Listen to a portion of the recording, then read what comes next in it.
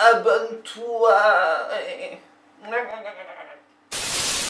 Les amis, aujourd'hui petite vidéo en impro total puisque je dois vous avouer que j'étais pas encore sûr à 100% de faire cette vidéo. Je vais vous expliquer un petit peu pourquoi. Ce qui s'est passé, c'est qu'aujourd'hui il y a l'épisode 1 de l'animé The Promised Neverland qui est sorti. The Promised Neverland, vous le savez, hein, je suis fan de The Promised Neverland, j'adore cette série. Et puis c'est vrai que je vous avais déjà dit un petit peu en live sur les réseaux sociaux comme quoi j'aimerais bien, pourquoi pas, si l'animé est vraiment aussi bon que je l'attends, pourquoi pas en faire quelques petites vidéos quand les épisodes commenceraient à sortir. Donc aujourd'hui l'épisode 1 est sorti, officiellement pour vous c'était hier, hein, parce que pour vous on est vendredi, pour moi on est jeudi. Et puisque j'attendais cet animé avec une grande impatience, eh ben on va en parler un petit peu de cet animé justement. On va voir s'il est aussi bon et s'il répond vraiment à mes attentes ou pas. Alors à savoir que l'animé il est regardable sur le site de Wakanim. Et pour les plus coquins d'entre vous, bah, vous pouvez le télécharger là où vous le trouverez. Alors avant de vous dire un petit peu mon avis sur ce premier épisode, on va se replacer un petit peu dans le contexte. Alors The Promised Neverland, pour toi qui n'as pas vu l'animé ou pour toi qui n'as pas lu le manga, de quoi ça parle?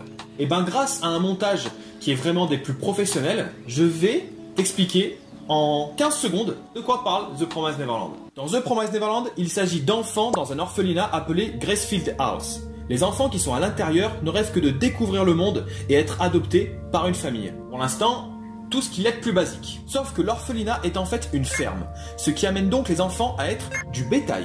Donc oui, tout de suite, c'est un petit peu moins joli. Hein. Et également, quand un enfant pense avoir trouvé une famille d'accueil, il s'agit en fait de monstres qui, bien entendu, vont les bouffer. Voilà donc de quoi parle The Promised Neverland. Alors à savoir qu'à la date d'aujourd'hui, il y a 5 tomes de disponibles. J'ai les 5 tomes, j'ai même commencé un petit peu à avancer dans les scans parce que ça déchire tout simplement. Hein. Bon donc, aujourd'hui, premier épisode. J'en attendais beaucoup de choses. Est-ce que ça répond à mes attentes ou pas? Ça c'est un suspense, hein. Et ben on va en parler.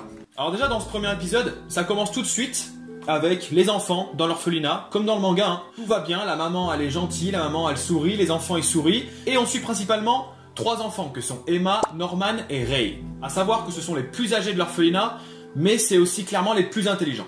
Et là arrive un moment qui est assez fort, il arrive à peu près à la moitié, un peu moins de la moitié de l'animé. Il y a un moment assez fort qui arrive. Il faut savoir que les enfants en fait ils sont dans un orphelinat. La cour de récréation, on dira, c'est en fait un champ ou une forêt, un grand enclos qui est limité par une barrière. À savoir que les enfants ils sont en train de jouer au loup ou à cache-cache, je sais plus, à cache-cache je crois, dans la forêt. Et là il y a un passage qui est fort en fait parce qu'il n'y a pas de bruit. Il y a la gamine, donc Emma, elle est en train de chercher Norman je crois. Et d'un seul coup elle va se retrouver face à la barrière. La barrière, et la maman leur a dit que la barrière il fallait surtout pas la franchir parce que à l'extérieur de la barrière, de l'autre côté, c'était dangereux. Et ce passage là déjà, pour ceux qui regardent l'animé, dites-moi ce que vous en avez pensé. Moi je le trouve super fort. D'un seul coup il n'y a pas de bruit, il y a une ambiance vraiment pesante qui se fait ressentir. Et Emma, elle va se retrouver juste devant la barrière, qui est donc la limite interdite, hein. Et il y a Norman juste à côté, qui lui aussi regarde la barrière.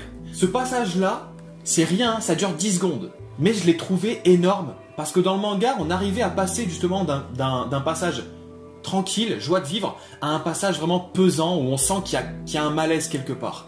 Et là, ce passage-là, il est super bien retransmis. Je l'ai regardé même 2 fois, ce passage, faut le savoir. Je suis un peu un kikou, hein, c'est pour ça. Ça m'a donné des frissons, parce que il est fort ce passage. Bon ensuite, tout va bien, tout ça, et comme dans le premier tome, il y a une petite fille qui s'appelle Connie, hein, Connie, la petite fille qui est toujours avec son lapin en peluche, qui va être adoptée. Donc tout le monde est heureux pour elle, mais d'un côté est un petit peu triste, hein, parce que eux-mêmes ils le disent, à chaque fois qu'un enfant part, ils reçoivent jamais de lettres de la part de l'enfant. Ils disent peut-être que sa vie à l'extérieur est tellement cool qu'ils pensent plus à nous envoyer des lettres, donc c'est pas grave. Connie elle va partir, on va plus la revoir, mais bon c'est un bien pour un mal, au moins elle va trouver une famille et elle sera heureuse. Mais là encore les enfants étaient bien naïfs. Petit problème, c'est que Connie avant de partir, comme je vous l'ai dit, c'est une gamine avec un petit lapin en peluche. Elle l'a oublié ce lapin.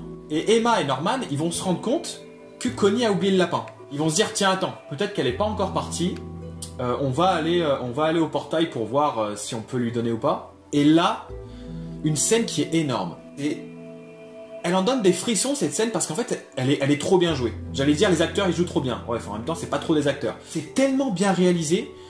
À un moment, à l'arrière de la calèche, on dira ça comme ça, de la voiture, Emma elle tient le lapin et elle dit bah tiens je vais poser le lapin à l'arrière de la remorque. Au moins c'est bon, Connie elle retrouvera son lapin. On voit la tête à Emma qui est une tête qui est vraiment pétrifiée, mais on voit pas ce qu'elle voit en fait. Pour ceux qui ont lu le manga, on sait ce qu'elle voit. Mais c'est vrai qu'on ne sait pas comment ça va être fait dans l'animé. Norman, il arrive, et c'est là que Norman, il va voir en fait la gamine qui est décédée. Waouh, cette scène, elle est tellement prenante. Enfin, franchement, mais pour ceux qui regardent l'animé, dites-moi si vous aussi, vous avez senti que c'était très fort cette scène. Je savais pas exactement si en fait, les ambiances allaient être bien retransmises ou pas. Parce que rien que dans le manga, déjà, c'est très prenant. C'est prenant. Vraiment, limite, ça fait peur, en fait. Limite, ça fait peur parce que même Emma, c'est tellement bien joué. Son visage qui était logiquement très enjoué, bah là, elle a un visage qui est vraiment... qui a peur. C'est un visage vraiment qui a peur, qui n'y comprend plus rien. Et l'épisode ensuite s'achève juste après, la scène juste après, où on voit Emma et Norman qui rentrent à l'orphelinat et qui se disent, en fait, cet endroit, c'est pas un orphelinat, c'est un endroit où on nous garde pour ensuite nous envoyer à l'abattoir, en quelque sorte. Et donc, on va tout faire pour essayer de s'échapper. Bon, franchement, c'était un épisode qui était énorme. Super bien fait, avec des scènes vraiment, mais qui sont très fortes. Vraiment, qui sont poignantes, en fait. Les OST également.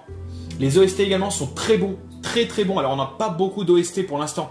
Mais les OST de là où tout va mal, en quelque sorte, un petit peu malsain, ils sont très lourds. Et donc, comme premier épisode, moi, franchement, je n'ai qu'une seule hâte, c'est de regarder l'épisode 2.